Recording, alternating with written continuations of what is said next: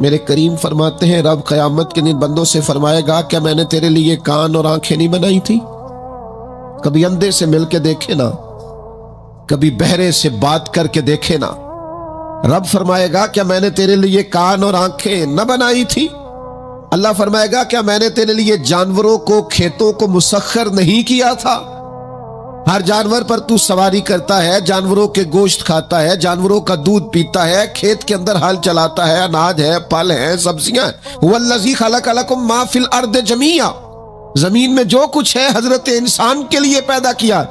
اللہ فرمائے گا تیرے لیے کان بنائے، آنکھیں بنائی، تیرے لیے مسخر کیا جانوروں کو، تیرے لیے مسخر کیا کھیتوں کو۔ پھر رب کہے گا میں نے تجھے خوشحالی دی، میں نے تجھے سرداری دی۔ پھر اللہ فرمائے گا یہ بتا کیا تجھے مجھ سے ملنے کا یقین نہیں تھا؟ کیا تجھے یہ خبر نہیں تھی کہ تیری رب سے بھی ملاقات ہوگی؟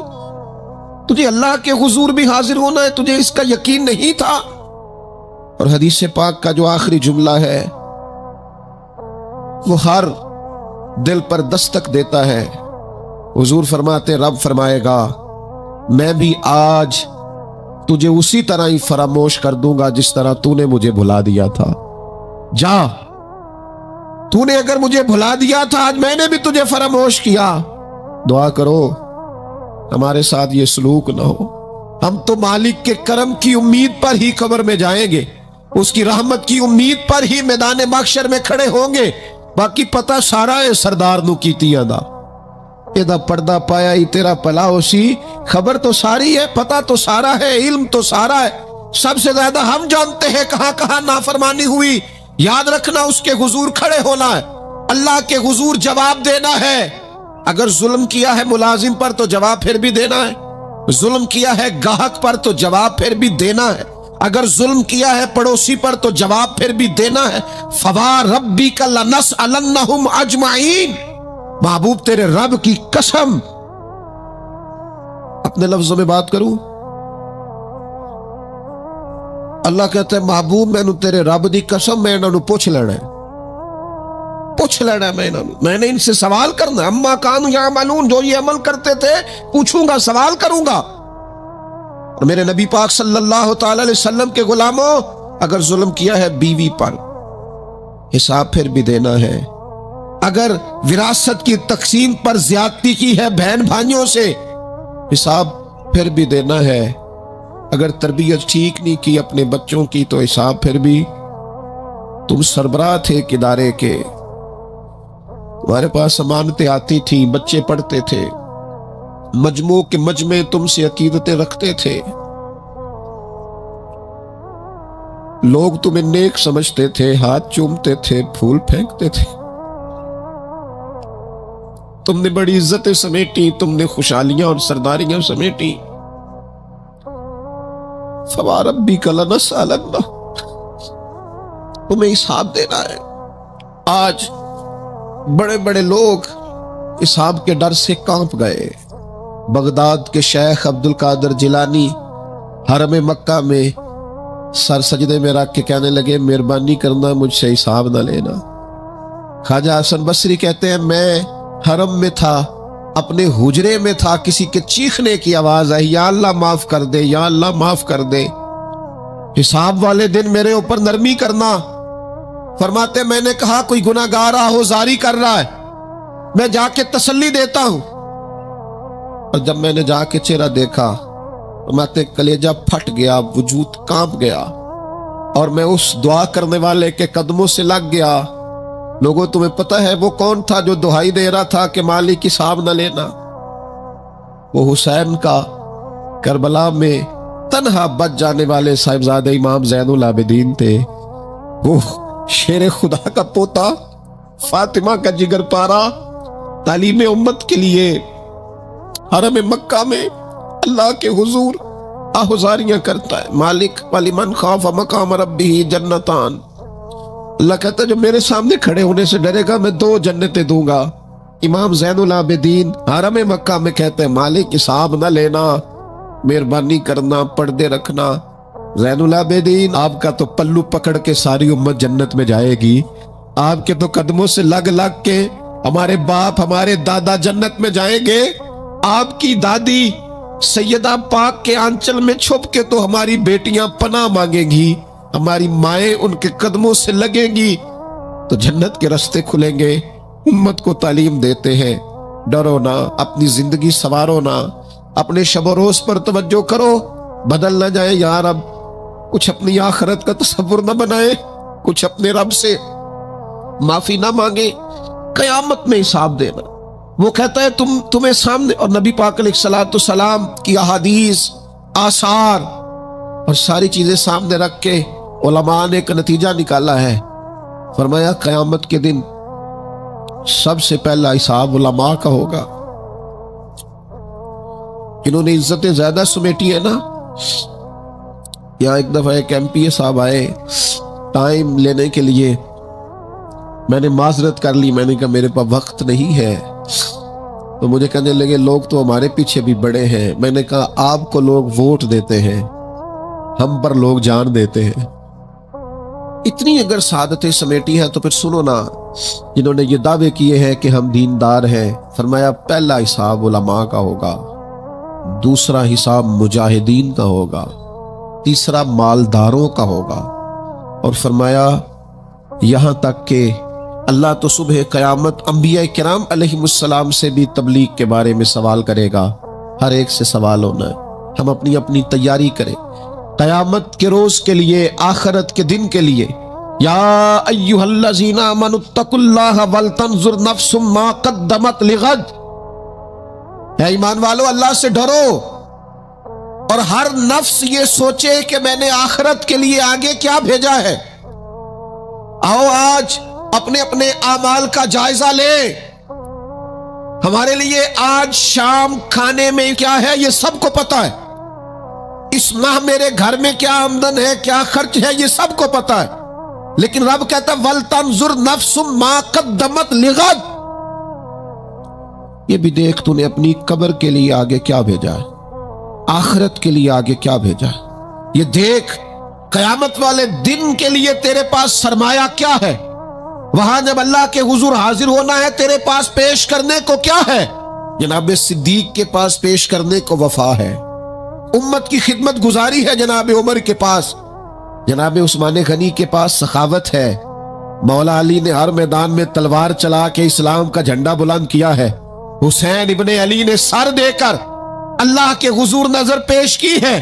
मैं भी सोचूं ना यार, आप भी सोचे ना, नेमतों की बहुतात कितनी, हमारी भरी हुई तिजोरियां, हमारे आंगन में खेलती हमारी औलादें, हमारे इर्द गिर्द हमारे दोस्तों की लाइनें, हमारे दस्तरखान पर बिछी हुई नेमतें, हमारा तंदुरुस्त वजूद, हमारी बोलती जुबान, हमारी देखती आंखें, हमारे सुनते कान, हमारी सांस लेती रूह, इस सारे वजूद से हमने क्या इकट्ठा करके अपनी आखिरत के लिए भेजा है। सुबह कयामत के लिए हमने सामान क्या किया है। अल्लाह के हुजूर जब हमें जवाब देना है तो हमारे दामन में क्या है, क्या पेश करना है। आज अपने दिल से, अपनी रूह से ये सवाल हमें जरूर करना है, और एक बार नहीं 100 बार करना है, और बार बार करना है। नबी पाक सल्लल्लाहु ताला अलैहि वसल्लम ने इरशाद फरमाया है, हुजूर फरमाते 5 सवाल पूछेगा रब कयामत के दिन, और जब तक तुम इन सवालों के जवाब नहीं दोगे तुम्हें हिलने नहीं दिया जाएगा। एक ये पूछा जाएगा उम्र कहां गुजरी, सारा वक्त जाया हो गया मोबाइल पे, सारा टाइम जाया हो गया खुशगपियों में, शुगल मेला, आना जाना, उम्र सारी कीमती वक्त जाया कर दिया। और फिर एक सवाल, इसी सवाल से मुतल्लिका दूसरा होगा जवानी कहां गुजारी, वो सारी खेल कूद में गुजर गई, लाहवो लाभ में गुजर गई, गेमों में गुजर गई, ये सवाल होगा। और तीसरा सवाल रब पूछेगा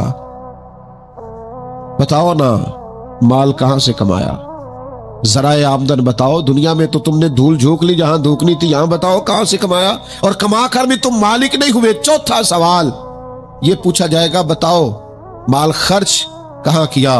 और मेरे नबी पाक फरमाते हैं 5वां सवाल ये होगा, ये बताओ अपने इल्म पर अमल कितना किया। लेक्चर देना आसान है, तकरीर करना आसान है, वाज करना आसान है, समझाना आसान है, फेसबुक पर अच्छी नसीहत लिख देना आसान है, रोज सुबह व्हाट्सएप पे सबको बेहतरीन नसीहतें भेजना आसान है, لیکن قیامت کے سوالوں میں سے ایک معتبر سوال ہے، بخاری میں موجود ہے، 5 سوالوں میں سے آخری سوال یہ ہے کہ جو تم جانتے تھے، جس کا تمہیں علم تھا، جو تم نے سیکھا تھا، جو تم نے پڑھا تھا، اس پر تمہارا عمل کتنا تھا؟ کس کو نہیں پتا نماز فرض ہے؟ کس کو نہیں پتا والدین کی خدمت کرنا ضروری ہے؟ حلال حرام کی تمیز سے کون آگاہ نہیں ہے؟ کون نہیں جانتا کہ میرا رویہ تلخ ہے، لوگوں کو تکلیف دیتا ہے؟ کون نہیں سمجھتا کہ میری فلاں فلاں چیز کی وجہ سے فلاں فلاں لوگ تڑپتے ہیں، سسکتے ہیں، روتے ہیں؟ بہت ساروں کو پتا ہے کہ میری بیوی، میرے بچے، یہ کچھ عورتوں کو پتا ہے میرا شوہر، میرے خاندان والے میری وجہ سے تکلیف میں، بہت سو کو پتا ہے میری وجہ سے میرے پڑوسی تکلیف میں، بہت سو کو پتا ہے میری وجہ سے میرے ملازم تکلیف میں ہیں۔ تم سے پوچھا جائے گا اپنے علم پر کتنا عمل کیا؟ وہ جو تم جانتے تھے، جتنا تمہیں شعور تھا۔ آج پوری امت مسلمہ میں کیا ہو رہا ہے؟ تقریریں، واعظ و نصیحت، فقط واعظ و نصیحت۔ اقبال کہتے ہیں مسجد تو بنا دی شب بھر میں ایمان کی حرارت والوں نے، اور یہ دیکھنا کیا کہتے ہیں من اپنا پرانا پاپی تھا، برسوں میں نمازی بن نہ سکا۔ اور اقبال بڑا اپدیشک ہے، من باتوں میں موہ لیتا ہے، بڑی سونی باتیں کرنی آتی ہے ہمیں۔ اقبال بڑا اپدیشک ہے، یہ من باتوں میں موہ لیتا ہے، پر گفتار کا قاضی ہے یہ بنا، کردار کا غازی بن نہ سکا۔ گفتار کا قاضی غازی بننا آسان ہے، لیکن اپنے عمل میں نکھار لانا، ہاں۔ سب سے پہلے 2 چیزوں کا حساب ہونا قیامت میں، یاد رکھیے گا۔ اعمال میں سب سے پہلے نماز کا حساب ہوگا۔ حضور نے فرمایا کافر اور مومن کے بیچ فرق ہی نماز کا ہے، اور حقوق العباد میں سب سے پہلے قتل کا حساب ہوگا۔ یہ 2 حساب سب سے پہلے، اور کچھ لوگ ایسے بھی ہوں گے جن کا حساب آسان ہوگا۔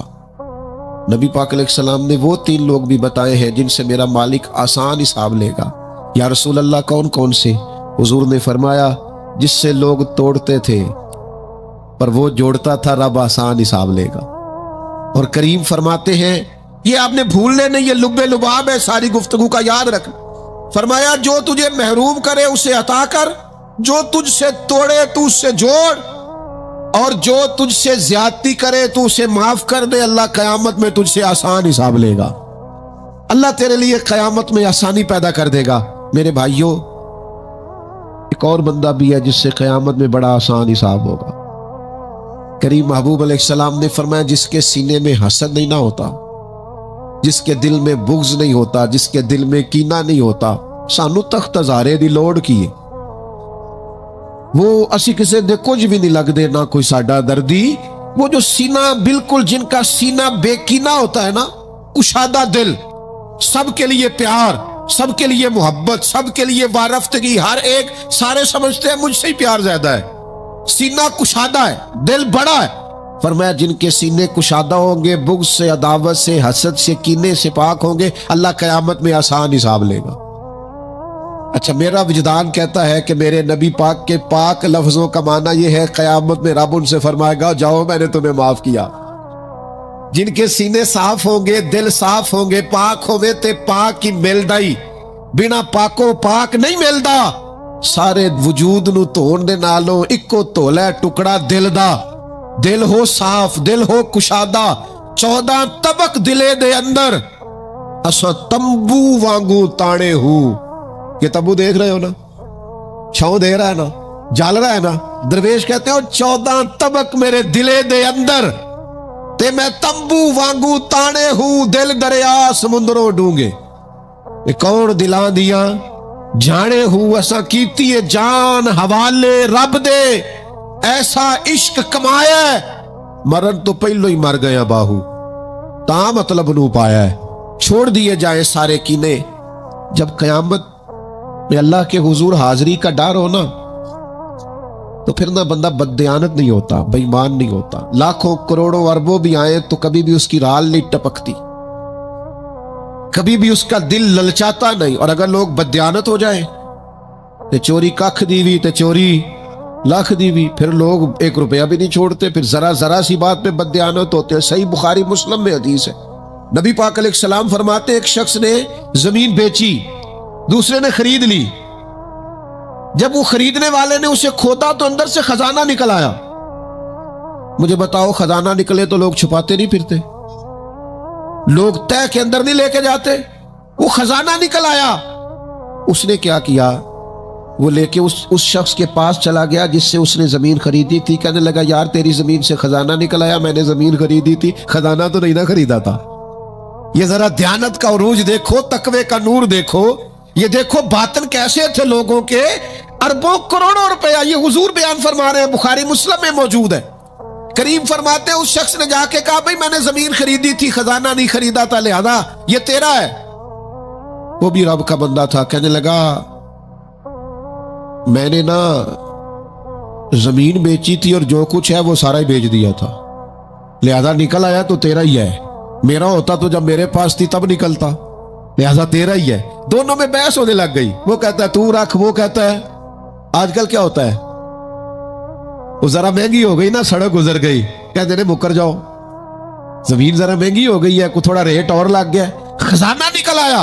حضور فرماتے ہیں وہ دونوں ایک دانا کے پاس گئے اور جا کے کہا یار یہ مسئلہ بن گیا ہمارے لیے، خزانہ نکل آیا زمین سے، تو اب میں اسے کہتا ہوں تو لے واپس، چونکہ تیری زمین سے نکلا ہے، تو یہ کہتا ہے میں نے زمین بیچی تو خزانہ بھی بیچ دیا۔ وہ دانا کہنے لگا تمہاری کوئی اولاد بھی ہے؟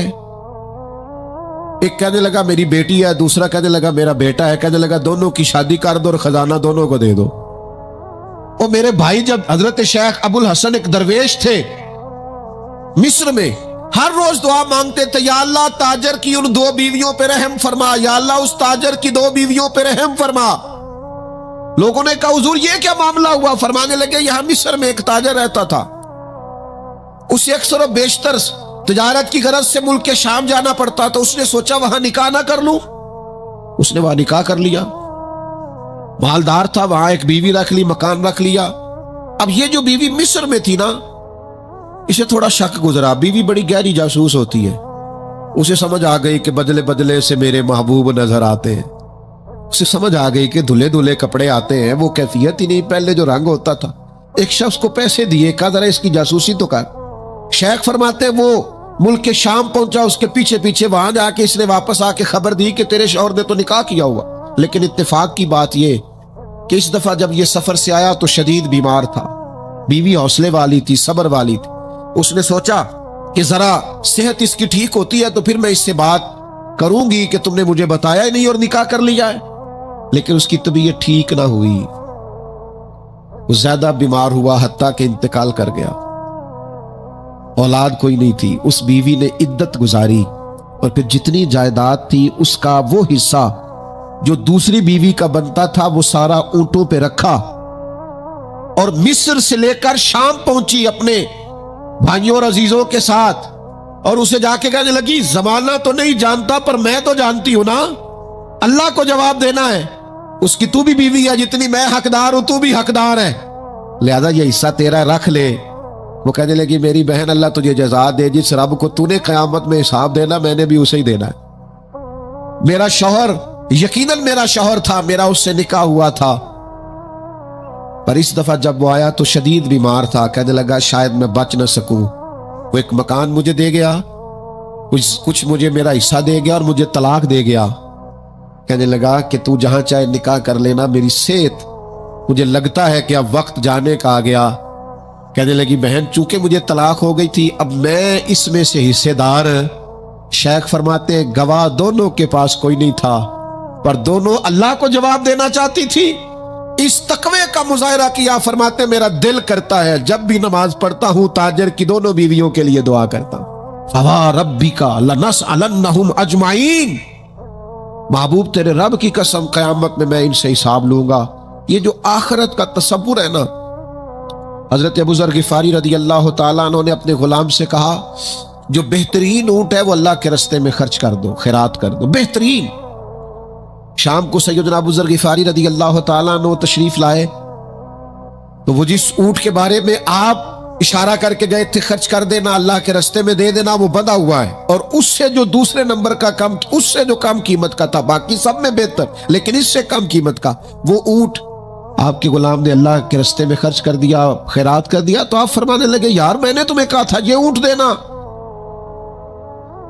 وہ کہنے لگا حضور یہ تو آپ کی سواری کا اونٹ ہے نا، تو میں نے چاہا تھا جو آپ کی سواری کا اونٹ ہے وہ رکھ لیا جائے.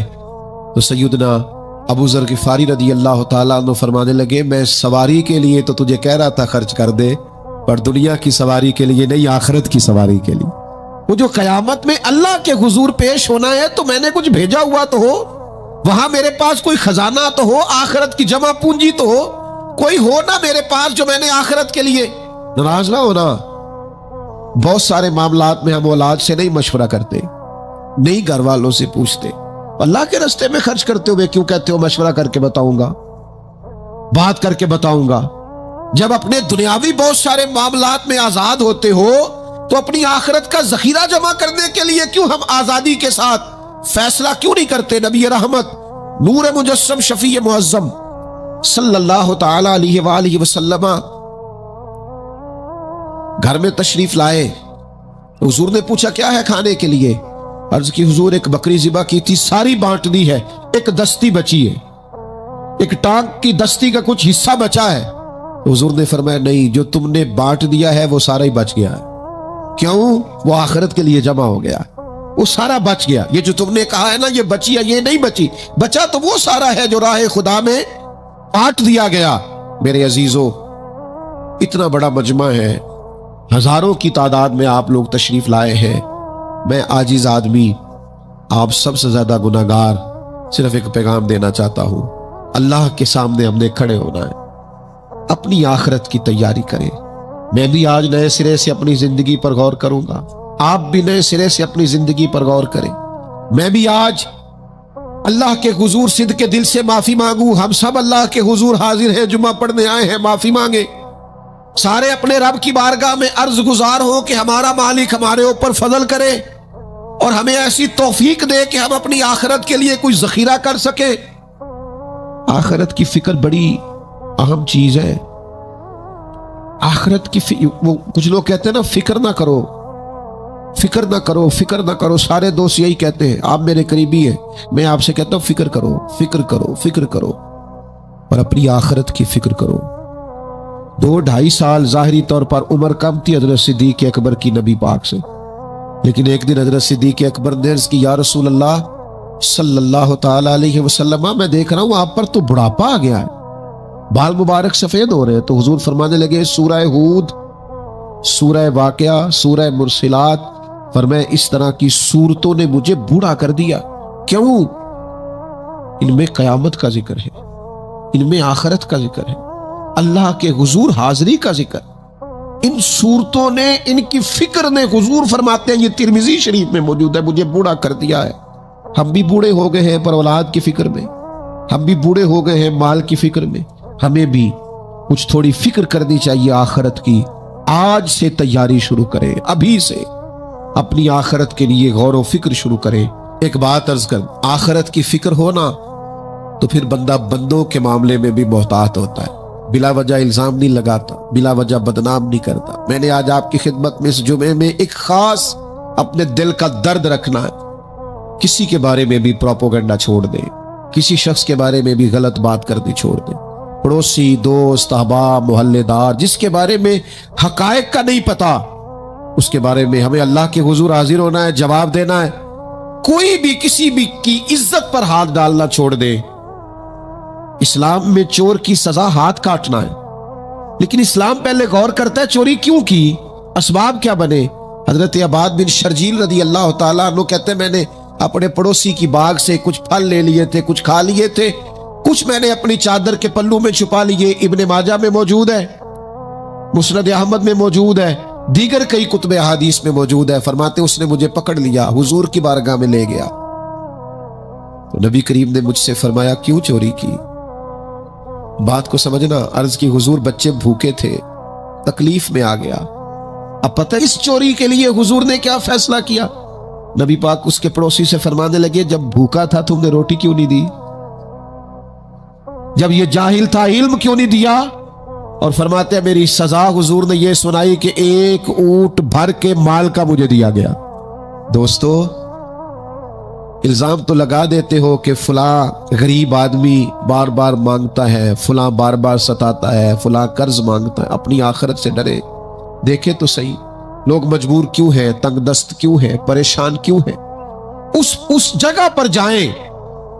उलझे उलझे बिखरे बिखरे रोजो शब पूछेगा कौन, लोग तेरा जुर्म पूछेंगे, सबब पूछेगा कौन। लोग पूछते ही नहीं, तवज्जो ही नहीं करते कि जुर्म क्यों हुआ, उसकी नौइयत तक लोग जाते ही नहीं। खुदारा जनाब अब्दुल्ला इब्ने उमर खुद फरमाते हैं कि सरकार ने मुझसे पूछा कि अब्दुल्ला ये बात ठीक है कि तुम हर रोज ही नफली रोजा रखते हो और हर रात ही नफली इबादत करते हो? तो मैंने अर्ज किया या रसूल अल्लाह सल्लल्लाहु ताला अलैहि वसल्लम ऐसा ही है। अल्लाह के प्यारे हबीब अलैहिस्सलाम ने फरमाया ऐसा ना करो। वो नफली रोजा रखते थे, हर रोज हर रात नफली इबादत करते थे। तो महबूब ने उनसे तस्दीक कराने के बाद फरमाया ऐसा न करो, कभी रोजा रखा करो, कभी इफ्तार किया करो, और फरमाया कभी नमाज पढ़ा करो, कभी सो जाया करो। क्यों? इसलिए कि हुजूर फरमाने लगे तुम्हारे जिस्म का भी तुम पर हक है, तुम्हारी आंख का भी तुम पर हक है कि उसे नींद आती है, तुम्हारी बीवी का भी तुम पर हक है, और फरमाया तुमसे जो मुलाकात करने के लिए आता है उसका भी तुम पर हक है। तो ये लफ्ज़ कह के कि तुम्हारे अपने ऊपर भी हुकूक हैं, तुम्हारी ज़ात के भी तुम पर हक हैं। बाज़ लोग तसव्वुफ़ और तरीक़त के नाम पर बहुत मुश्किल बातें करते हैं और बहुत मुश्किल बातें सुनाते हैं, और बाज़ लोग फिर उन बातों का बड़ा सख्त और मुश्किल माना भी लेते हैं कि बड़ी शदीद जद्दोजहद करनी चाहिए, हमेशा रास्ता वही इख्तियार करना चाहिए जो मुशक्क़त वाला हो, हमेशा वही काम करने चाहिए जिनके अंदर ज़्यादा दुश्वारी हो। ठीक है, बाज़ औक़ात मुशक्क़त वाले काम, मुजाहिदे वाले काम इंसान की नफ्स की तरबियत के लिए बड़े अच्छे होते हैं, लेकिन ऐसी मुशक्क़तें, ऐसे मुजाहिदे जो इंसान को इतना कमज़ोर कर दें कि वो ज़रूरत के जो हुकूक है वो भी पूरे करने के काबिल ना रहे, उसकी सेहत पर ही असरअंदाज हो जाए, वो आने जाने वालों से मिलने के काबिल ही ना रहे, वो दीगर उसके ज़िम्मे जो उसके ख़ानदान के कबीले के बाल बच्चों के हुकूक हैं वो अदा ही ना कर सके, तो इस्लाम इसकी भी इजाज़त नहीं देता। खुद साख्ता तसव्वुफ़ और खुद साख्ता तरीक़त का जो मफ़हूम लोगों ने बना लिया है वो मफ़हूम भी दुरुस्त नहीं है। हमारे बुज़ुर्ग थे शेखुल मशाइख और उस्ताजुल असातिज़ा हज़रत शेख मोहम्मद तहसीन रज़ा खान साहब बरेलवी रहमतुल्लाह ताला अलैह 50 साल के लगभग उन्होंने दरस हदीस दिया है। तो मैं उन पर एक मज़मून लिख रहा था, मैंने उनसे अर्ज़ की हुजूर आप तहज्जुद पढ़ते हैं? फरमाने लगे नहीं, मैं इशा जमात से पढ़ता हूँ, इसको भी सालों बीत गए, और मैं फजर जमात से पढ़ता हूँ, ये भी मेरी ज़िंदगी का मामूल है, लेकिन मैं सहरी के वक़्त इसलिए नहीं उठ पाता कि मुझे सुबह 8 बजे बैठकर बच्चों को दरस हदीस पढ़ाना होता है, इशा के बाद मुझे मुताला करना होता है, तो मैं समझता हूँ ये भी मेरे लिए नफली इबादत है, लिहाजा मैं रात को भी किताब व सुन्नत देखता हूँ और सारा दिन भी किताब व सुन्नत पढ़ाता हूँ। उम्मीद है मेरा रब मुझे ताज्जुद का अजर भी अता करेगा। अजीज़ दोस्त, आप याद रखिएगा, इसको समझिएगा कि हमारे यहाँ बाज़ लोग बाज़ चीज़ों को ज़्यादा दुश्वारी बना लेते हैं। फला आदमी को मैंने कभी नफल पढ़ते नहीं देखा, ये तरीकत नहीं। क्या आपने उसे नफल पढ़ते नहीं देखा तो वो सूफी नहीं? आप ये बताइए कभी फर्ज छोड़ते तो नहीं देखा, कभी उसे ज़रूरियात दीन को छोड़ते तो नहीं देखा? और नफल तो वैसे भी इंसान का रब से ज़ाती मामला, हो सकता है सामने वाला छुप के पढ़ता हो सकता है वो किसी ऐसे लम्हे में पढ़ता हो जब वो समझे कि इस वक्त मुझे तन्हाई मुयस्सर है। तो हुजूर ने फरमाया तुम्हारे नफ्स का भी तुम पर हक है। जिन जिन चीज़ों को अल्लाह रसूल ने जायज़ करार दिया है वो कोई शख्स भी इस्तेमाल करता है तो उसको कोई शख्स नाजायज़ कर सकता नहीं, किसी को भी उसका इख्तियार और हक हासिल नहीं है। बल्कि सही बुखारी के अंदर सैयदा आयशा सिद्दीक़ा रदी अल्लाह ताला अन्हा की एक रवायत मौजूद है। आप फरमाते हैं नबी पाक सल्लल्लाहु ताला अलैहि वसल्लम ने कोई काम किया, बाद में रुख्सत दे दी, इजाज़त दे दी, फरमाया चाहे करो चाहे ना करो, न करने की इजाज़त दे दी, पहले सरकार ने किया। तो बाज़ लोग ऐसे थे जिन्होंने उस रुख्सत से फ़ायदा नहीं उठाया, वो काम करते रहे। हुजूर ने इजाज़त दी थी लेकिन उन्होंने उस इजाज़त से फ़ायदा ना उठाया। तो नबी करीम अलैहिस्सलाम को जब इस बात का इल्म हुआ तो महबूब ने अल्लाह की हम्द की اور حضور فرمانے لگے یہ بعض لوگوں کو کیا ہو گیا ہے کہ وہ ان کاموں سے بچتے ہیں جو میں کرتا ہوں، یعنی جس رخصت اور گنجائش پر میں عمل کر رہا ہوں اللہ کا محبوب ہو کے، وہ اس چیز کو چھوڑ رہے ہیں، اس سے اعتراض برت رہے ہیں، حالانکہ میں اجازت دے رہا ہوں۔ اور پھر اللہ کے حبیب علیہ السلام نے کیا خوبصورت انداز میں اس سارے مفہوم کو اتنا سمیٹا کہ اس کو ہمیشہ کے لیے بند کر دیا۔ اللہ کے محبوب فرمانے لگے مجھے اللہ کی قسم، میں تم سب سے زیادہ رب کو جانتا ہوں اور میں تم سب سے زیادہ اللہ سے ڈرتا ہوں۔ تو جب میں کسی گنجائش پہ عمل کر رہا ہوں، جب میں کسی ضرورت پر عمل کر رہا ہوں، تو یہاں ایک دوست تشریف لائے ہمارے پاس، تو وہ ہمیں مشورہ دینے لگے کہ آپ کے ہاں بچوں کو چھٹی ہوتی ہے، تو وہ تقریباً 1.5 دن بنتا ہے، ظہر کی نماز کے بعد ہفتے کو وہ چلے جاتے ہیں اور اتوار کا سارا دن وہ چھٹی میں رہتے ہیں، تو یہ 1.5 دن پورا ان کا ضائع ہوتا ہے۔ تو یہ تو معاملہ ٹھیک نہیں ہے، اس طرح تو ایسا ہے نا کہ مدارس دینیہ میں کیا کام ہے چھٹی کا؟ تو میں نے ان سے کہا ہو سکتا ہے مدرسے کے طالب علموں کو بھی نیند آتی ہو سکتا ہے ان کا بھی کبھی کسی گراؤنڈ میں جا کے کھیلنے کو جی چاہتا ہو سکتا ہے یہ بھی اسی طرح کے لوگ ہوں جس طرح کے عام بچے ہوتے ہیں، ہو سکتا ہے وہ ساری خواہشات ان کے اندر بھی پائی جاتی ہوں جو باقی لوگوں کے اندر پائی جاتی ہیں۔ آپ وہ پابندیاں کیوں لگاتے ہیں جو پابندی اللہ رسول نے نہیں لگائی؟ جس چیز کو شریعت نے بین نہیں کیا، ہم کون ہوتے ہیں اس کو بین کرنے والے؟ سمجھے؟ ہاں ایک بات ضرور ہے، ہم اپنے وجود کے مالک نہیں ہیں، اس کا مالک اللہ ہے، وہ خالق ہے، ہم مخلوق ہیں، وہ معبود ہے، ہم اس کے عابد ہیں، وہ ہمارا مالک ہے۔ ہمیں اپنے نفس کو، اپنے وجود کو اس کی فرما برداری میں رکھنا۔ نفس کے حق کا یہ مطلب نہیں ہے کہ خواہش نفس میں اگر کوئی ناجائز چیز پیدا ہوتی ہے تو اس کی تکمیل کے لیے بھی ہم دوڑ پڑیں گے، اس کی شریعت کے اندر اجازت نہیں ہے۔ اجازت اس بات کی ہے کہ جن چیزوں کو شریعت نے جائز قرار دیا ہے، آپ اگر ان کا حصول چاہتے ہیں، آسانی چاہتے ہیں، تو آپ ضرور ان کو اختیار کریں، کوئی منع والی بات نہیں ہے۔ میں نے کہا بعض لوگ نا بعض چیزوں پر شدت کرتے ہیں، یعنی نبی کریم علیہ السلام کے صاحبزادہ گرامی حضرت ابراہیم علیہ السلام کا وصال ہو گیا تو نبی کریم کی آنکھوں میں آنسو آ گئے، تو ایک شخص نے حضور سے کہا یا رسول اللہ آپ بھی روتے ہیں، آپ تو صبر کا درس دیتے ہیں۔ تو نبی کریم نے فرمایا یہ جو آنسو نکل آئے ہیں نا، یہ بیٹے کی محبت کی علامت ہے، باقی فرمایا میرے دل اور زبان پر وہی ہے جس سے میرا رب راضی ہوتا ہے، میں اللہ سے کوئی شکوہ نہیں کر رہا، اس کی تقدیر پر راضی ہوں۔ لیکن یہ کہ جو انسان پر اللہ تعالیٰ نے کچھ فطری محبت رکھی آپ اس کو بھی قبول نہیں کرتے بعض لوگ، تو کچھ لوگ بعض لوگوں پر زیادہ شدت کرتے ہیں، بعض لوگ بعض چیزوں کے معاملے میں زیادہ شدت کا۔ حضرت عمر کو نبی پاک نے کچھ نذرانہ دینا چاہا، ہدیہ دینا چاہا، ایک ہے آپ کسی سے مانگتے ہیں، ایک ہے کوئی آپ کو دیتا ہے، ان دونوں باتوں میں وہ جو تحفہ لینا دینا ہے اسے تو حضور نے فرمایا محبت بڑھتی ہے۔ تو حضرت یہ صحیح بخاری میں موجود ہے، نبی کریم نے کچھ دیا تو حضرت عمر عرض کرنے لگے نہیں یا رسول اللہ ضرورت نہیں، تو محبوب نے فرمایا جو بن مانگے ملے وہ تو اللہ کی طرف سے ہے۔ وہ ایک صاحب مجھے کہنے لگے فلاں صاحب کہتے ہیں ہم چندہ نہیں مانگتے، تو میں نے کہا وہ زیادہ نیک ہونا چاہتے ہیں، کوئی حرج والی بات نہیں، وہ چندہ نہیں مانگتے، وہ زیادہ پرہیزگار ہونا چاہتے ہیں، زیادہ آگے بڑھنا چاہتے ہیں، ورنہ نبی پاک نے تو اعلان کیا ہے کہ تبوک پہ جانا ہے، مجاہدوں کو چندے کی ضرورت ہے، اعلان کیا کہ نہیں کیا رسول پاک نے؟ تو آپ اس کو علماء کی توہین کا پہلو بنائیں گے؟ رسول اللہ صلی اللہ علیہ وسلم نے اعلان نہیں فرمایا؟ اگرچہ مالک کے کل ہیں لیکن حضور نے اعلان کیا، اور قرآن مجید میں تو کفار نے شکوہ کیا ہے کہ رب ہم سے مانگتا ہے معاذ اللہ۔ اس کا معنی یہ ہے کہ اللہ فقیر ہے ہم غنی ہیں، یا آپ 28ویں پارے میں دیکھ لیں کہ رب کہتا ہے قرض حسنہ دو، تو آپ کیا معاذ اللہ یہ آیتیں دیکھ کے اللہ پر تنقید کریں گے؟ معاذ اللہ ثم معاذ اللہ، نقل کفر نباشت کہ اللہ لوگوں سے کہتا ہے میرے راستے میں خرچ کرو، اور ایک جگہ نہیں جگہ جگہ کہتا ہے۔ آپ کچھ زیادہ نیک ہونا چاہتے ہیں، یعنی جس بات کا اللہ اعلان کر رہا ہے وَمِمَّا رَزَقْنَاهُمْ يُنْفِقُونَ، جو میں نے تمہیں دیا ہے میری راہ میں خرچ کرو، جس کا حضور اعلان کر رہے ہیں۔ ایک شخص کھڑا ہو کے کہتا جی ہو مولوی چندے مانگتے، او خدا کے بندے، جو کام عین کتاب و سنت میں موجود ہے، تم کو ضرورت سے زیادہ نیک ہونا چاہتے ہو تو یہ تمہارا خود ساختہ دین ہے، یہ رسول اللہ کا دین نہیں ہے، یہ تمہارا، اور لوگ ہیں کہ کہہ رہے واہ واہ بڑی بات ہے۔ تو اس لیے ہمارے وجود کا بھی ہم پر حق ہے، چند ایک نفس کے حقوق آج بیان کرنے۔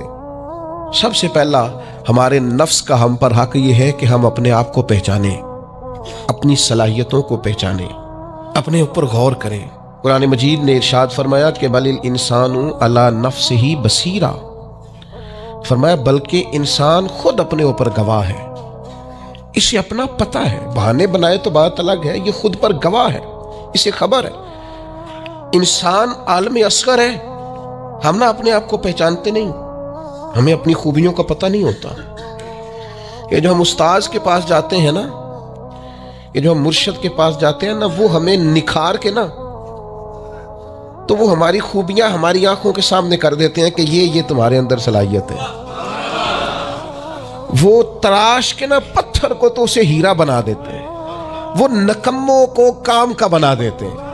وہ کیا کرتے ہیں کہ وہ ہمیں ہمارے اپنے آپ سے آگاہ کر دیتے ہیں، یعنی ہے وہی تیرے زمانے کا امام برحق جو تجھے حاضر و موجود سے بیزار کرے اور موت کی شکل میں دکھلا کے تجھے جلوہ یار زندگی تیرے لیے اور بھی دشوار کرے، وہ جو تیرا جینا اوکھا کر دینا، مشکل نہیں میں کہتا اگرچہ اردو ہے لیکن مشکل اور اوکھا، یہ اوکھا ذرا زیادہ وزنی ہے، جو جینا اوکھا کر دے وہ درویش ہوتا ہے، جو تیرے لیے مشکل کر دے۔ بھائی اپنے آپ کو پہچانے، اپنے اوپر غور کریں۔ اللہ تعالیٰ نے بنایا ہے اور بنانے والا کہتا لقد خلقنا الانسان فی احسن تقویم، بنانے والا کہتا ہے میں نے تجھے بڑی بہترین ساخت میں بنایا، او انسان میں نے تجھے بڑا ہی سونا بنایا۔ کوئی تیرے ناک پر تنقید کرے تو کرے، تو کہے تجھے پتہ نہیں یہ چاہت کس کی ہے، میں مرضی سے نہیں بنا، یہ بنانے والے نے بنایا ہے، اس نے تجھے سونا بنایا۔ تو اپنے آپ کو پہچانتا ہی نہیں۔ تو جو ہے نا خدا جانے بلندی ہے کہ پشتی پر جہاں میں ہوں وہاں کوئی نہیں ہے۔ تو اپنے قد سے بھی پیار کر، تو اپنے رنگ سے بھی پیار کر، تو اپنے وجود کی ساخت سے بھی پیار کر، اور پھر وہ کہتا ہے تجھے بنایا، باقی سارا کچھ تیرے لیے بنایا۔ هو الذی خلق لکم ما فی الارض جمیعا، رب کہتا ہے زمین میں جو کچھ ہے نا میں نے سارا تیرے لیے بنایا، تجھے اللہ رسول کے لیے بنایا ہے، اور باقی زمین میں جو کچھ ہے وہ سارا تو پہچانتا ہی نہیں۔ یہ ہر چیز مسخر ہے تیرے سامنے۔ اتنا بڑا ہاتھی ہوتا ہے اور ایک عام آدمی ہلکی سی چھڑی لے کے اسے چلا رہا ہوتا ہے۔ اونٹ کتنا لمبا چوڑا وزنی ہوتا ہے لیکن ایک عام آدمی اس کے ناک میں نکیل ڈال کے اسے گھما رہا ہوتا ہے۔ کتنی بڑی بھینس ہوتی ہے لیکن چھوٹے سے بچے نے مہار پکڑی ہوئی ہوتی ہے۔ ایک عام آدمی پائلٹ بن کر جہاز پہ بیٹھتا ہے اور منوں ٹنوں کے حساب سے وزن ہے، افراد ہے، لیکن ہواؤں پر سواری کر کے اسے چیرتا ہوا وہ مہینوں کی منزلیں گھنٹوں میں طے کر کے کراس کرتا ہے۔ تسخیر کائنات کے لیے تجھے بنایا ہے، تو سو رہا ہے، تو جاگتا ہی نہیں، تو اپنے آپ کو پہچانتا ہی نہیں۔ اقبال سے کسی نے کہا میں رب تک جانا چاہتا ہوں، تو اقبال کہنے لگے عجب نہیں کہ خدا تک تیری رسائی ہو، پر تیری نظر سے تو پوشیدہ ہے آدمی کا مقام، تو بندے کے مقام کوئی نہیں سمجھ سکا ابھی تک، من عرف نفسہ فقد عرف ربا۔ درویش کہتے ہیں جو اپنے آپ کو پہچان گیا وہی تو اپنے رب کو پہچان گیا۔ اپنی قدر کو پہچانے، اپنی اہمیت کو پہچانے۔ آپ کے اندر بڑی صلاحیت پنہا ہے، چھوٹی چھوٹی باتوں میں پریشان ہو گئے، کام نہیں ملتا، کاروبار نہیں چلتا، اور تیرے پاس بڑا کچھ ہے یار، کام نہیں بھی ملتا۔ تو اگر وقتی طور پر کوئی حالات خراب ہے تو اپنا قد کاٹ تو دیکھ، اپنا حسن تو دیکھ، اپنی سوچ تو دیکھ، تفکرات تو دیکھ۔ تجھے بنانے والے نے کوئی کمی چھوڑی نہیں، اس نے کمال کر دیا ہے، قدرت نے رنگ بھر دی ہے تیرے وجود میں۔ کبھی تو اپنے رب کے شاہکار ہونے کی نظر سے اپنے آپ کو دیکھے، تجھے اپنے آپ سے پیار ہو جائے، تجھے اپنے آپ سے محبت ہو جائے۔ وہ میں کبھی تنقید کیا کرتا تھا کہ یہ جوان شیشوں اور آئینوں کے سامنے بڑی دیر تک کھڑے رہتے ہیں، تو ایک دن ایک سادے سے بزرگ مجھے کہنے لگے یہ جو آئینے کے سامنے کھڑا ہے نا یہ بھی رب کی تخلیق کوئی دیکھ رہا ہے، یہ کہہ رہا ہے کریم نے کمال نہیں کر دیا مجھے بنانے والا، حد نہیں کر دی، کیا حسن کے جلوے، کیا خوبصورتی اور کیا نورانیت اس نے پیدا کی ہے انسانی، اور پھر یہ جو دیا بن مانگے دیا۔ ایک بات یہ کہ اپنے نفس کو پہچانے، اور دوسری بات یہ ہے کہ عزت نفس کا بھی خیال کریں، اپنے آپ کو رسوا نہ کریں۔ اللہ نے عزت دی ہے تو اپنے آپ کو ذلت کی جگہ پر کھڑا نہ کریں، تہمت والی جگہ پہ اپنے آپ کو کھڑا نہ کریں، کبھی اپنے آپ کو اتنا کمزور نہ کریں. جھکنا ہے رب رسول کے سامنے. بلا وجہ دنیا داروں کے، سیٹھوں، نوابوں کے اور وزیروں مشیروں کے سامنے اپنے آپ کو رسوا نہ کریں. کسی کی گاڑی کے پیچھے بھاگ کے اللہ کی دی ہوئی شان کو کمزور نہ کریں. ذلت کی جگہ پہ اپنے آپ کو کھڑا نہ کریں. شریعت اسلامیہ نے مومن کا وقار کیا بیان کیا ہے.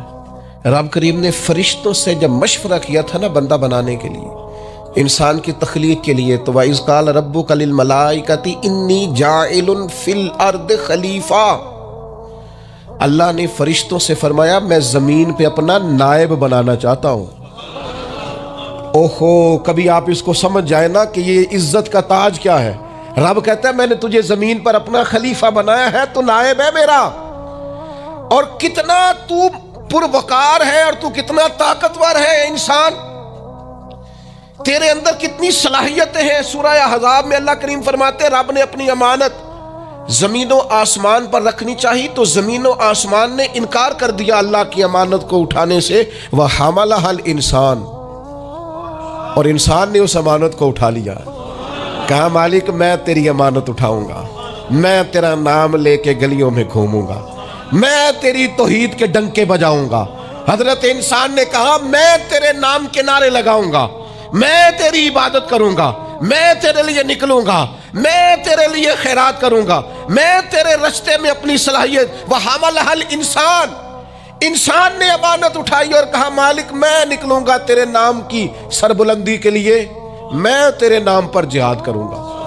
اگر جان دینی پڑی تو دعائیں مانگ مانگ کے کہوں گا مالک میں تیرے رستے میں شہید ہونا چاہتا ہوں. اللہ کی امانت کو حضرت انسان کیوں اپنے آپ کو رسوائی والی جگہ پہ کھڑا کرے، کیوں کمزور کرے. بہت پہلے کہا تھا، فقیر آدمی ہوں، جو باتیں کہتا ہوں کوشش کرتا ہوں سوچ سمجھ کے کہوں. بہت پہلے کہا تھا میں نے کہ جو اپنی برادری کو بڑا جانتا ہے اس کی زیادتی نہیں، زیادتی اس کی ہے جو اپنی برادری کو سب سے چھوٹا جانتا ہے. تو بڑا نالائق ہے، تو کہتا ہے میں چھوٹی برادری میں پیدا ہوا ہوں. تو مرضی سے پیدا ہوا ہے، یہاں تجھے تیرے رب نے پیدا کیا ہے. جو ماں تیرے، میں نے ایک دفعہ کہا کچھ دوستوں سے، کہنے لگے کدھر جا رہے ہیں، میں نے کہا اپنے والد صاحب کے مزار پہ. کہنے لگے پیر تھے، میں نے کہا نہیں. عالم تھے، میں نے کہا نہیں. کسی بہت بڑے ادارے میں کسی صدر نشین کی سیٹ پہ بیٹھتے تھے، میں نے کہا نہیں. وہ ٹریکٹر پر بیٹھ کر کھیتوں میں ہل چلاتے تھے، شام کو بھینسوں کا دودھ دھوتے تھے. وہ کسان تھے، وہ محنت کرتے تھے. پھر وہ تاجر تھے، تھوڑی سی تجارت کرتے تھے. لیکن مجھے اگر کوئی کائنات میں پوچھے گا نا خوش نصیب کتنے ہو، تو میں کہوں گا میں نے اس طرح کا باپ نہیں دیکھا جس طرح کا اپنا باپ دیکھا. اس لیے کہ میری شخصیت میں اگر کوئی نکھار ہے تو سب سے زیادہ رنگ میرے ابا جی کے بھرے ہوئے، تو میں کیسے انکار کروں. سب سے زیادہ ان کے دیے ہوئے رنگ ہیں شخصیت کے اندر، ماں باپ کے. او بھائیوں، ناز کے ساتھ زندگی گزاری جاتی ہے. کبھی اپنے آپ کو رسوائی والی جگہ پہ کھڑا نہ کریں، کبھی اپنے آپ کو کمزور نہ کریں. مضبوط رہیں، طاقتور رہیں. اور تیسری بات، ایک تو اپنے نفس کو پہچاننا ہے، دوسرا اپنی عزت کرنی ہے. کس کی عزت کرنی ہے؟ اپنی عزت کرنی. تکبر نہیں کرنا، اپنی عزت کرنی ہے. عربی کے کسی شاعر نے کہا تھا جو اپنی عزت نہیں نہ کرتا اس کی عزت بھی کوئی نہیں کرتا. اب وہ آپ نے ایک عام محاورہ سنا ہوگا، اپنی عزت بندے کے اپنے ہاتھ میں ہوتی ہے. اس کا معنی کیا ہے؟ آپ کبھی بھی کوئی ایسا کام نہ کریں جس سے آپ کی ذلت ہو. آپ اپنی عزت کریں، آپ اپنی تکریم کریں، آپ اپنے وقار کو بلند رکھیں. آپ کبھی بھی اپنے لہجے کو، معیار کو کمزور نہ ہونے دیں. آپ فکری توانائی کا ہمیشہ مظاہرہ کریں، طاقتور رہیں، کمزور نہ پڑیں کبھی بھی. اور تیسرا یہ ہے کہ اپنے نفس کی تربیت کریں. جس طرح انسان اپنے وجود کی نشو و نما کرتا ہے نا، وہ کہتا ہے یہ کھاؤں گا تو طاقت ہوگی، یہ کھاؤں گا تو بیمار ہوں گا، یہ کھاؤں گا تو میں فریش رہوں گا، یہ کھانے سے میری طبیعت میں درد ہوگی. اسی طرح وہ اپنی تربیت کرے، اپنی نشو و نما کرے، اپنی روحانی تربیت پر توجہ دے. وہ دیکھے یہ کام کرنے سے میری طبیعت گناہ کی طرف مائل ہوتی ہے، اس بری صحبت میں بیٹھنے سے میرے اندر بعض بری چیزیں آتی ہیں، اس کے پاس بیٹھنے سے سوچے میری گدلی میلی کچیلی ہوتی، اور اس شخص کی صحبت جو ہے وہ مجھے تازہ کرتی ہے، اللہ کے قریب کرتی. تربیت نفس پر توجہ دیں، اپنی باطنی کیفیات کو ملاحظہ کریں. اپنی تربیت سب سے زیادہ انسان خود کر سکتا ہے. بل الانسان علی نفسہ بصیرہ، انسان خود اپنے اوپر گواہ ہے. وہ خود محسوس کرے کہ کہاں کہاں میرے اندر غلطیاں ہیں، کہاں کہاں میرے اندر کمزوریاں ہیں. وہ ان ساری چیزوں پر متوجہ رہے.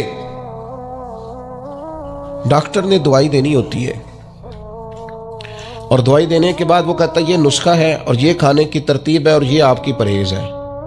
अब मरीज़ कहे कि जनाब डॉक्टर साहब कोई नज़र करें आप ताकि मैं ना नज़र से ठीक हो जाऊं, तो डॉक्टर कहेगा मेरी नज़र यही है जो मैंने नुस्खा लिखा है ना, यही नुस्खा है, ये दवाई खाएं। ये वो लोग आते हैं पीर साहब के पास, कहते हैं कोई नज़र करें मैं नेक हो जाऊं। भी पीर साहब ने नुस्खा बताया ना, 5 नमाजें पढ़ो, नमाज के बाद ये वाला जिक्र करो। पीर साहब ने बताया ना इस काम से परहेज़ करो, तो आप इन बात माने इंशाअल्लाह अल्लाह शिफा अता फरमाएगा। आप उस नुस्खे पर, वो पीर फैजुल हसन शाह साहब रहमतुल्लाह अलैह आलो महार शरीफ वाले फरमाया करते थे, मुरीद कहते ने सानू नमाज़ा ना पढ़ाओ। तो मुझे अबू जहल ने खड़ा करके कहा था कि पहले तो उनके पास जाना ना, और अगर जाना तो उनका कलाम ना सुनना। अब बात को समझे,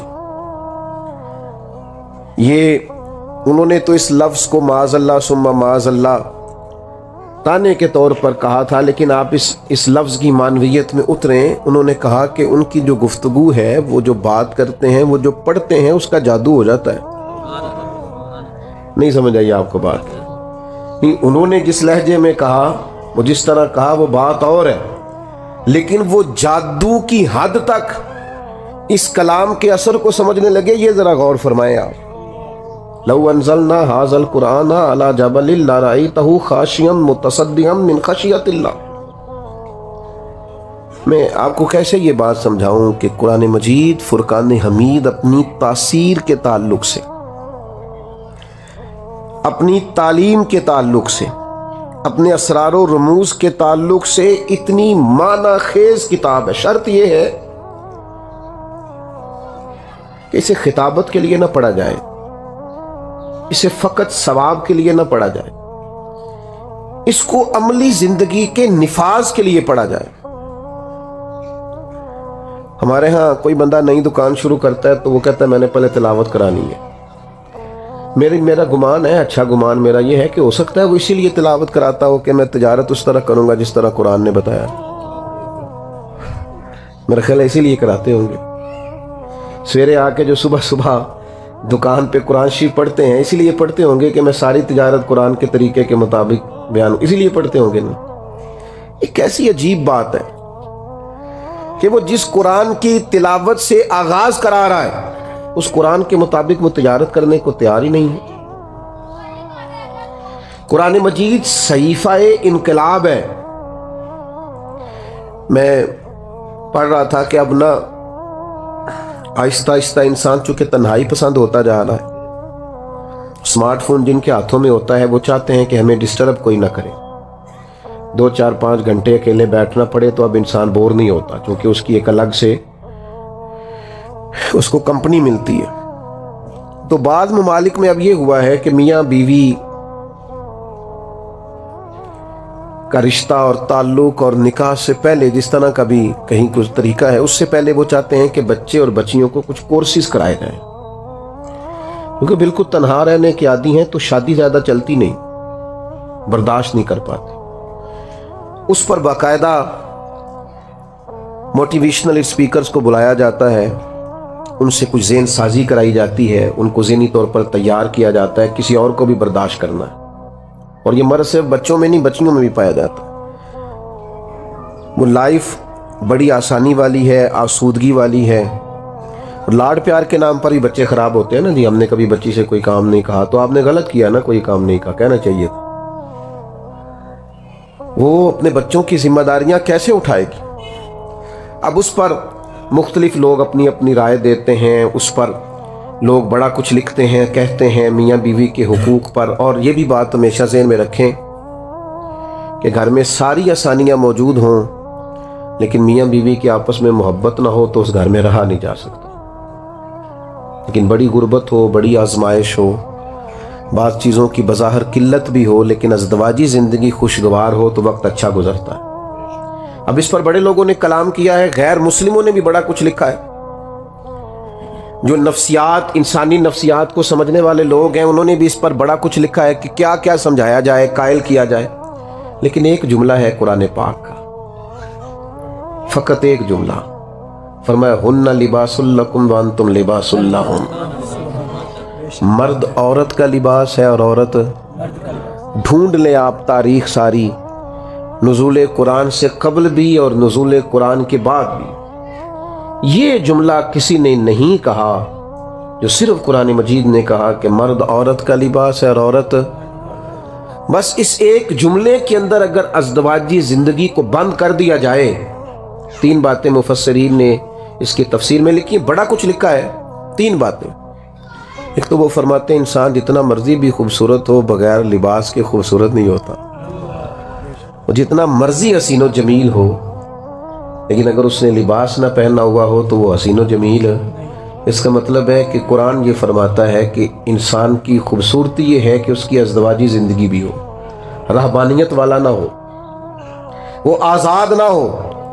اور دوسری بات یہ ہے کہ انسان کے وجود پر جتنے بھی عیب ہوں لباس اسے چھپا دیتا ہے، تو میاں بیوی بھی ایک دوسرے کے لیے پردہ بن جاتے ہیں، عیب چھپ جاتے ہیں، وقت گزرنے لگتا ہے۔ اور تیسری بات یہ ہے کہ اثر گرمی کا ہو یا اثر سردی کا ہو،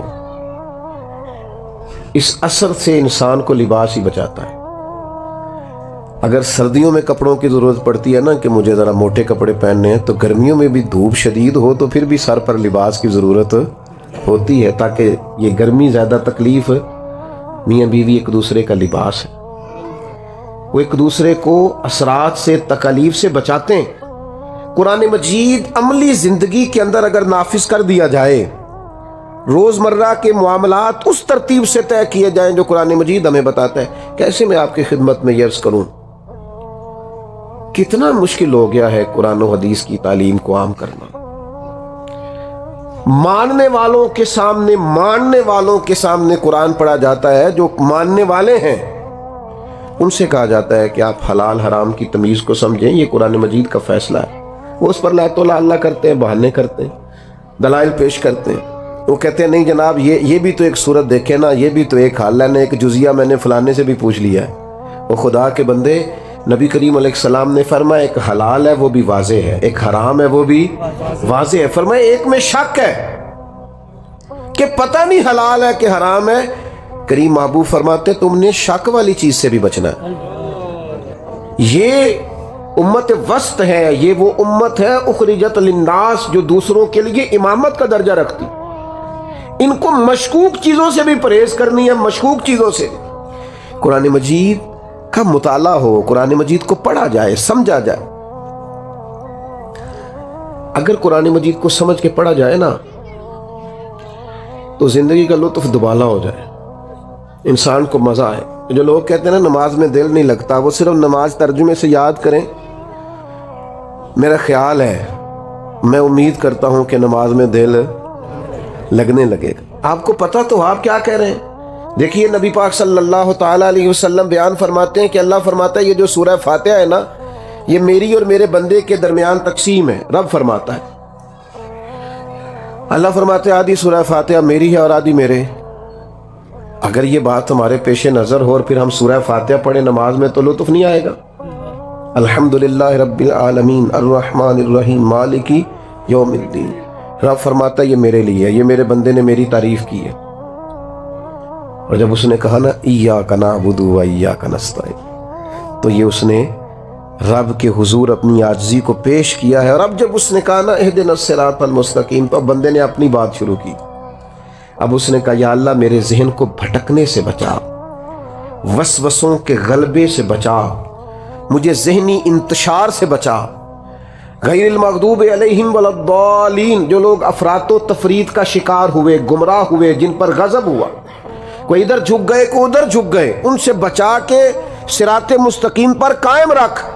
پر میں یہ جو دعائیں وہ مانگ رہا ہے یہ میرے بندے کا حصہ ہے۔ آپ کبھی قرآن مجید کو اس کے ترجموں کے ساتھ، اس کی افادیت کے ساتھ آپ غور تو کریں، لیکن کیا کریں، نئے نئے کورسز سارے کر لیتے ہیں، ہر محکمہ نئے نئے کورسز کراتا ہے، نوکریاں بچانے کے لیے سارے کورس کرتے ہیں، یہ نیا کورس آ گیا ہے۔ میں کبھی ہم جایا کرتے تھے والد صاحب کے ساتھ کسی موقع پر پٹوار خانے، تو پٹواری جب اتارتا تھا نا اوپر سے رجسٹر، یا کبھی بینک میں یا کسی اور ادارے میں، تو وہ رجسٹر اترتے اترتے سارے کپڑے بھی گرد آلود ہو جاتے۔ لیکن اب کمپیوٹر آ گیا ہے، میرا نہیں خیال کسی نے نوکری چھوڑی ہو کہ مجھ سے نہیں سیکھا جاتا، میرا ریزائن لے لو، میں نہیں سیکھ سکتا، کسی نے نہیں چھوڑی۔ لیکن آج آپ کسی سے کہیں کہ تو قرآن مجید کو صحیح طور پر پڑھنا سیکھ، تو وہ کہتا ہے میری تو عمر ہی 50 سال ہو گئی، اب تو زبان موٹی ہو گئی۔ 40-50 ہزار کی نوکری بچانے کے لیے لوگوں نے کورسز کر لیے، کمپیوٹر سیکھ لیا، نظام مرتب کر لیا، لیکن اپنی قبر اشر بچانے کے لیے قرآن نہیں سیکھا۔ توجہ نہیں کریں، قرآن مجید کا مطالعہ کریں، قرآن مجید کو سمجھیں۔ ایک رائٹر ہے، اگرچہ وہ کسی خاص مذہب کا پابند نہیں ہے، لیکن نفسیات پر اچھا کلام لکھتا ہے۔ اس سے کسی شخص نے سوال کیا کہ میں بے چینی اور بے قراری والی زندگی سے نکلنا چاہتا ہوں، کوئی حل بتائیں۔ تو اس نے کہا سورہ یوسف کی تلاوت کرو۔ کس کی؟ ہلکا سا، زیادہ نہیں، ہلکا سا بولیں۔ کس کی؟ بس وقت ہو گیا ہے نماز کا، بات ختم کرنے لگا ہوں۔ سورہ یوسف پڑھو۔ تو اس کے ایک اسٹوڈنٹ نے اسے کھڑے ہو کے کہا کہ سورہ یوسف پڑھنے سے ذہنی ٹینشن کا کیا تعلق ہے؟ تو اس نے کہا سورہ یوسف تمہیں بتائے گی، کبھی کبھی انسان بڑا لاڈلا ہوتا ہے اور کبھی کبھی وہ تماچے کھا رہا ہوتا ہے۔ وہی انسان ہوتا ہے جو کبھی کنویں میں ہوتا ہے اور کبھی مصر کا شہزادہ ہوتا ہے۔ سورہ یوسف تمہیں بتائے گی کہ یہ جو انسان کے زندگی کے پیچ و تاب ہے نا، لَقَدْ خَلَقْنَا الْإِنسَانَ فِي كَبَدٍ، قسمیں اٹھا اٹھا کے اللہ نے کہا ہم نے انسان کو مشقت میں رہتا ہوا پیدا کی۔ فرمایا تمہیں سورہ یوسف بتائے گی کہ اگر تم کسی ملک کے قیدی بن جاؤ، یا کسی وقت تم جیل میں چلے جاؤ، یا کسی وقت تمہیں ڈھیروں تکلیفیں آ جائیں، تو یہ مت سمجھنا کہ زندگی یہاں ختم ہو گئی ہے، کسی مایوسی کا شکار نہ ہونا۔ کبھی کبھی کسی جگہ انسان قیدی ہوتا ہے، رب وہاں سے نکال کے اسے بادشاہ بنا دیتا ہے۔ اپنی زندگی کے پورے پیچ و تاب کو سمجھنے کے لیے، اتار چڑھاؤ کو سمجھنے کے لیے قرآن مجید کو پڑھا جائے۔ فکری توانائی اور ذہنی آسودگی کے لیے قرآن مجید کو سمجھا جائے تو سب سے پہلے تعمیر شخصیت ہوتی ہے۔ انسان جب اس پر غور کرتا ہے تو سب سے پہلے وہ اپنے آپ کو ذہنی طور پر مطمئن پاتا ہے۔ لیکن ایک طالب علم نے مجھ سے کہا تھا مطالعہ کرنا ہے تو آپ کوئی طریقہ بتائیں۔ میں کہا تو تقریر واسطے مطالعہ کرنا ہے، وہ نہیں ہونا تیرے کو۔ تو اپنی تعمیر کے لیے مطالعہ کر کہ میں نے سیکھنا ہے، میں کیسے اپنی تعمیر کر سکتا ہوں۔ پھر انشاءاللہ تعالیٰ کتاب و سنت تیرے ساتھ باتیں کر۔ تجھے کتاب سے حاصل نہیں فراق کہ تو کتاب خواہ ہے مگر صاحب کتاب نہیں۔ نبی کریم علیہ السلام نے فرمایا اس قرآن کے ذریعے ہی اللہ عروج دے گا، اور اسی کی وجہ سے لوگ رسوا ہوں گے۔ جو اس سے تھام لیں گے عروج پا جائیں گے۔ ہر آدمی کی یہ ذمہ داری ہے کہ اپنی بساط کے مطابق قرآن مجید کو سمجھنے کی کوشش کرے، اور جس قدر سمجھ سکتا ہے۔ اب دیکھیے صحابہ جب بھی ایک دوسرے سے ملاقات کرتے تو جدا ہونے سے پہلے سورہ عصر کی تلاوت ضرور کرتے، اور امام شافعی فرماتے ہیں یہ پورے قرآن کا نچوڑ ہے سورہ عصر۔ تم ایک سورہ مبارکہ کے معانی اور مفاہیم ہی سمجھ لو۔ رب کہتا ہے والعصر ان الانسان لفی خسر، زمانے کی قسم بے شک انسان نقصان میں ہے۔ یا اللہ سارے؟ فرمائے نہیں، جن میں 4 خوبیاں پائی جائیں وہ نقصان میں۔ الا الذین آمنوا وعملوا الصالحات وتواصوا بالحق وتواصوا بالصبر۔ ایمان لائیں، ایمان لانے کے بعد نیک اعمال کریں، اور صرف اپنے لیے نہ کریں، دوسروں کو بھی حق کی تلقین کریں۔ اور جب انسان حق بات کہتا ہے تو اسے تکلیف بھی آتی ہے۔ فرمایا وتواصوا بالصبر، اب ایک دوسرے کو صبر کی نصیحت بھی کریں۔ ایمان، اعمال حسنہ، تاکید حق، تلقین حق اور تاکید صبر، یہ مکمل دین ہے ایمانیات کے بعد۔ لیکن شرط یہ ہے کہ اس صورت کے پہلو کے مطابق، اس کی تعلیم کے مطابق اپنی زندگی کو گزارا جائے۔ کچھ توجہ کریں قرآن مجید پر، اس پر غور کریں، اس کو گہرائی اور گہرائی سے پڑھنا شروع کریں، اور اس کے مطابق دوسروں کو تو تلقین کریں گے لیکن اس کا درجہ دوسرا رکھیں، اپنے روزمرہ کے معاملات اس کے مطابق ترتیب دیں۔ اللہ تعالی ہماری حاضری کو قبول فرمائے۔ وما علینا الا البلاغ۔ اللہم صلی علی سیدنا و مولانا محمد معدن الجود والکرم وآلہ وبارک وسلم۔ اللہ کریم ہماری حاضری کو قبولیت کا شرف عطا فرما، ہمارے گناہوں کو معاف فرما، ہماری غلطیوں سے درگزر فرما، اس ادارے کو کامیابیاں عطا فرما۔ جن بچوں نے حفظ قرآن کیا ہے، یاد رکھنے کی، سمجھنے کی اور آگے اس کے علوم کو حاصل کرنے کی توفیق عطا فرما۔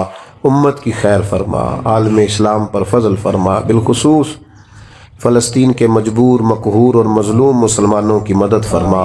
اللہ تعالی پاکستان کے حق میں رحمت والے فیصلے فرما، فضل والے فیصلے فرما، دارین کی برکتیں عطا فرما، دین دنیا کی نعمتیں ہمارا مقدر فرما، دنیا ہو یا آخرت ہو ہماری پردہ پوشی فرما۔ رب اغفر وارحم وانت خیر الراحمین، وصلی اللہ تعالی علی حبیبہ سیدنا و مولانا محمد۔